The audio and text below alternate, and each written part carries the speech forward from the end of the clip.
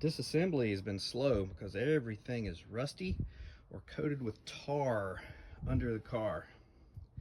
There's like loads of road tar, pieces like this, chunks of tar from the roads up here in Tennessee. Here is the bumper, the grill, splash pans, a few things I've got off. Also got a giant tote that I've started labeling and bagging all the screws and trim, all the parts I take off, like headlights.